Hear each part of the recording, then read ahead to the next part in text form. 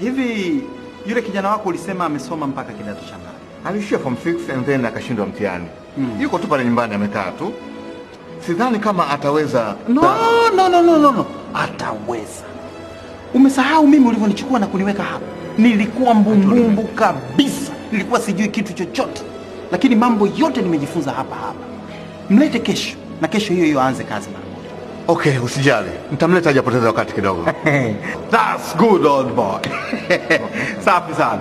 Safari njema bwana. Okay. And see you there. Safi. Wewe hujui kusoma? Kumeandikwa hakuna kazi.